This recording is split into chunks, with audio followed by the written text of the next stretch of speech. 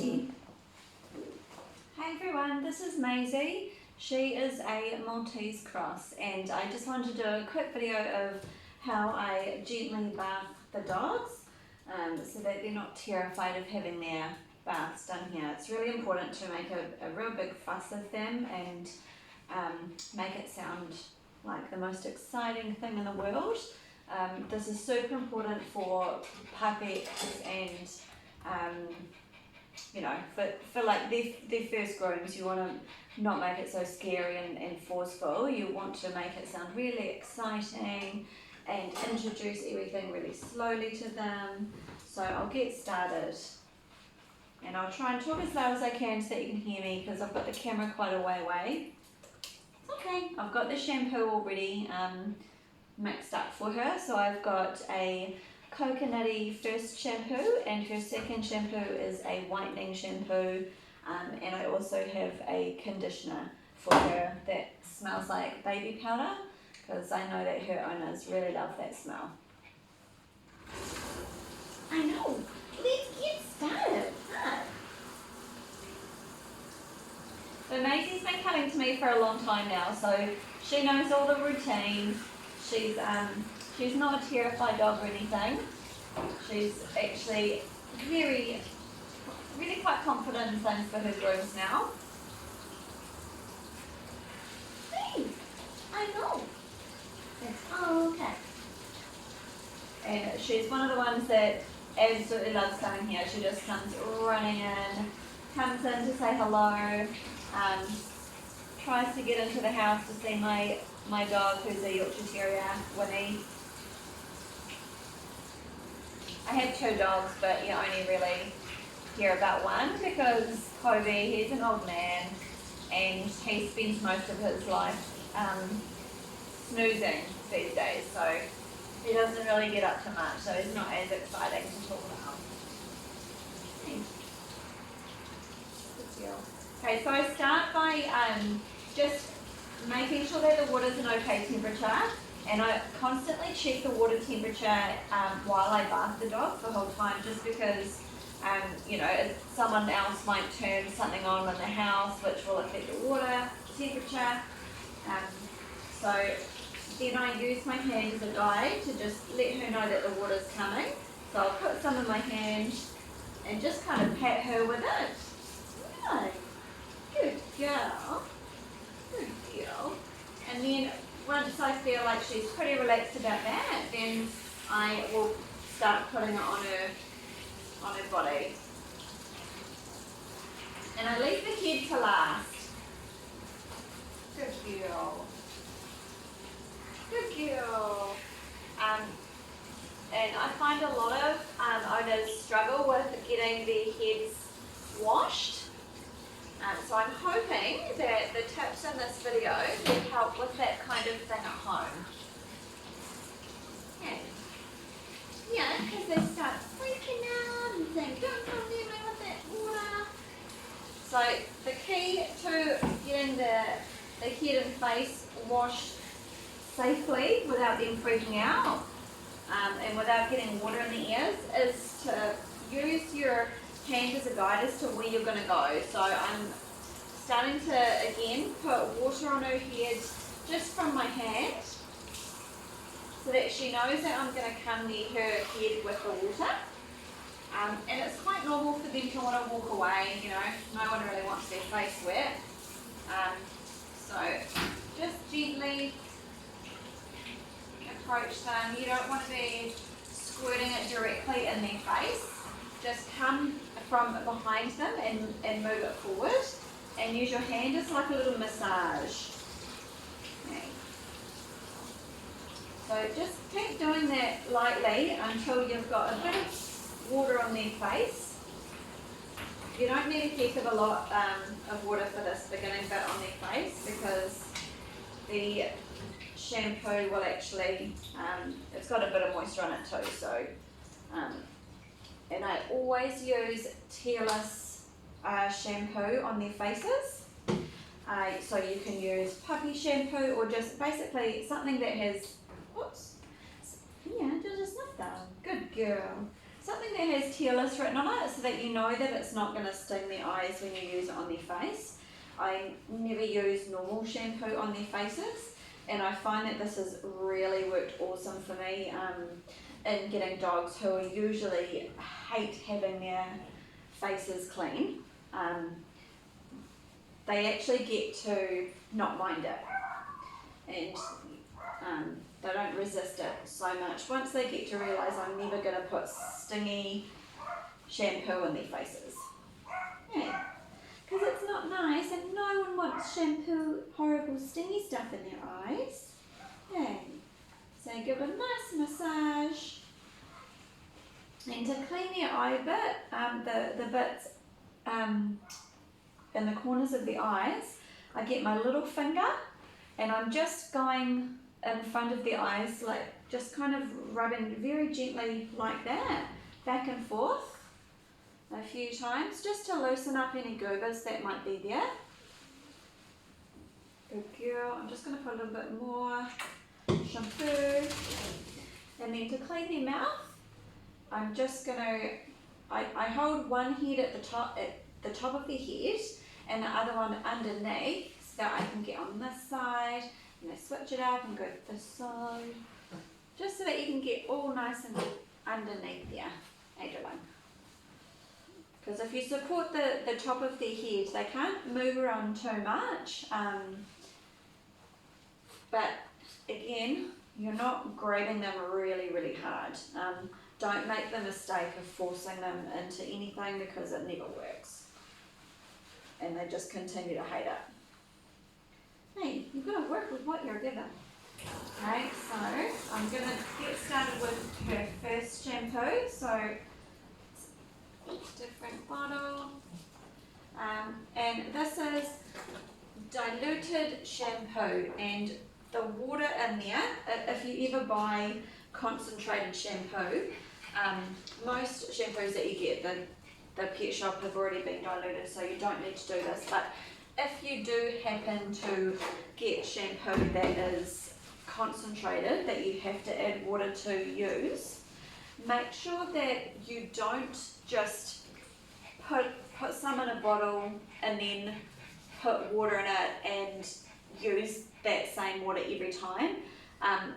They don't like cold water being put on them. So if you make up the shampoo when you first buy it and you just leave it in that bottle and use that bottle every time without making a fresh load, they're going to resist it because they're getting washed with cold water rather than warm water. So I just put a little bit of the shampoo in the bottom of the bottle. I fill it up to the recommended level of dilution with warm water, so that they're a lot more compliant, I guess, with having the shampoo on. And I do a full body massage with it. Good girl. I know, it's all exciting. Hey. And she's pretty dirty today, so she's not sudsing up very much at all with that first one, but she will with the second. And I basically do the same thing all over again. But I clean their bottoms and their eyes with the second shampoo. The reason I do it on the second shampoo rather than doing it on the first is just to moisten those areas and make sure that they are fully wet. Because if they've got dry poo on their bottom and I try and pick it up when it's not that wet, it hurts, it pulls. So same thing with the eyes. If you pull out their little eye goobers when they're still dry on their eyes, it hurts, and it can pull the skin as well and create a sore. And we don't want sores. No, we don't. So again, when you're rinsing off, just gently. You don't have to fully rinse off that first shampoo, because you're just going to shampoo them again in a minute anyway. And that's actually a really cool thing to do is shampoo twice, because a lot of the time if they are really grubby, the first shampoo will just kind of like lift the dirt a bit. The second shampoo is going to make sure that they are actually clean, and you want to be making sure that the second shampoo or the last shampoo that you do, or after the conditioner, you need to rinse it off, make sure the water is running clear, everywhere, and check over their body, make sure there's no bits that are sudsy, kind of give them a bit of a rub. You'll see if they've still got suds on them if you do that. And if they do, then just keep rinsing them off until the water is running clear. You're not down, Dylan. Good girl. Yeah. So this is a different type of shampoo that I'm using for the second one. It smells a bit nicer, but it's still tearless. It smells like berries, because she's getting a berry face wash today. Okay. Just an extra groom option. Okay. If it was just a normal full groom, then I would again use the same hubby shampoo that I'd used previous. Good deal. Because you need to be very delicious, huh? You do. She needs to be very delicious.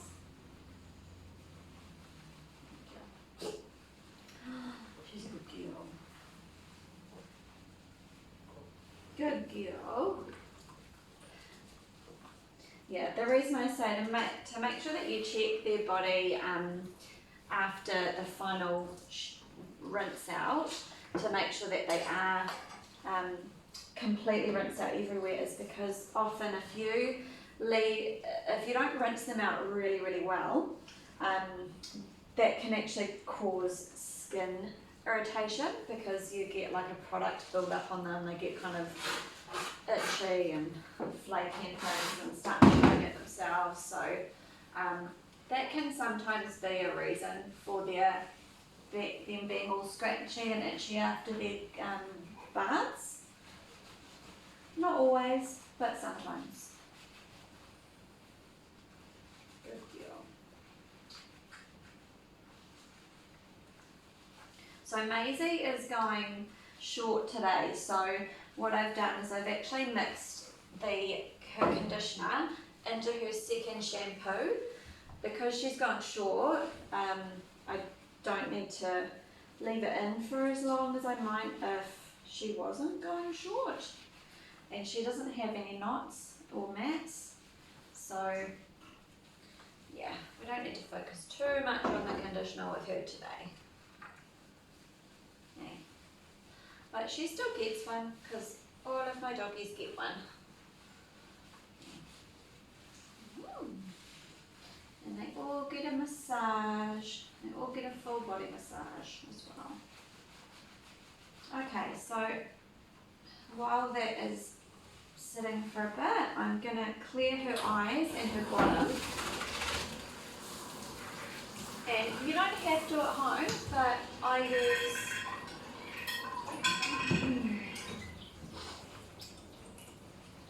use a flea comb to clear the eyes, because it's only got narrow teeth and I can get in quite nicely with that. And I use a slightly wider comb to clear their bottoms.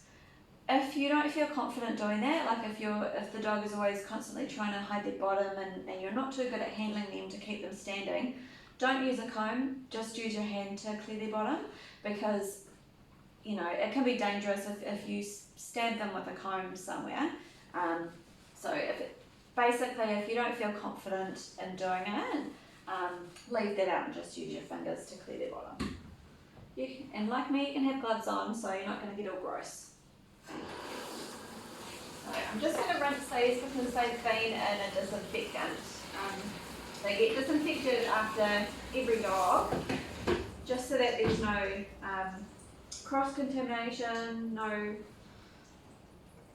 no switching a bacteria onto anything that doesn't need it. Good girl. And basically I just give her a little indication in front of her eye where I'm going with the comb so that she doesn't get a big fright. Good girl. And this side. You do that on either side of the eyes, and with it being wet and soapy, both eye goobers come off really easy. And her mum also does a really good job with keeping her eyes clear as well. So luckily for Maisie, she doesn't have to, it's not too painful for her at all to get her eyes cleared. And I'm just going to clear her bottom now. So I've got my hand just looped under her tummy. I'm holding one side, like her tail up on one side. And then I'm just going to comb out her bottom. And she has a very clean bottom. So she didn't really need that at all. Good girl.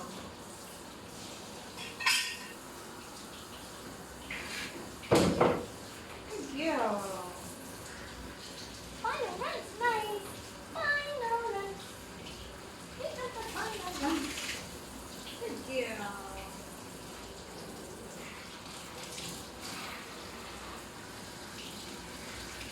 Good girl.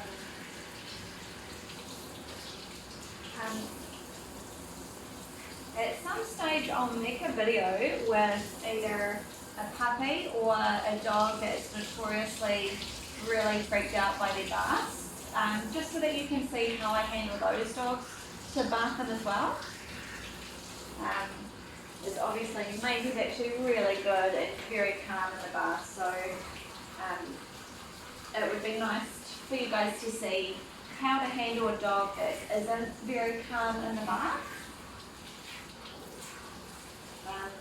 Whether it's just because it's their first time having a bath or because maybe their first few times have been quite scary for them, with whether it's the owner accidentally not taking it very slow and gentle with them, or if it was a kind of grooming situation where it's someone who's a bit rough for that kind of thing. Pretty much the nicer you can make the experience, the more that they're actually going to want to have it done. And the least resistance they'll put up, because they'll actually start enjoying it. Good girl. Hey, that won't be so scary. Good girl, Maisie. Good girl.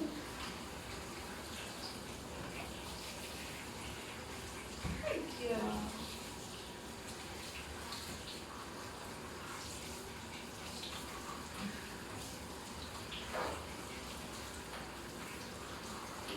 And in Maisie's case, I don't actually have a collar on her or anything, because she never tries to jump out the bath or anything, for one, and for two, she doesn't tolerate the loop around her neck very well. So I try and keep it off her as much as possible. If I do need to put a loop band on her, I actually put it kind of around under her arm, because I've noticed not long after I started grooming her years ago that she would often be sick with the loop band on, and so I wonder if she's got a trachea problem going on. Yeah, either that or she just pulls too much with it on. So either way, I don't feel like I need to use it with her. She's actually really good. So she's very compliant at staying on the table and things. She actually quite likes being up on the table. She'll just sit there and hang out. So hey, good girl. That's it. So I'm just going to check over her, make sure there's no bits that are still sudsy anywhere.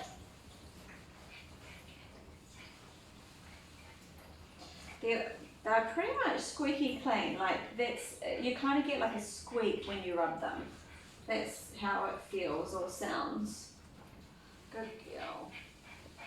And she isn't sudsy anywhere, so that's great.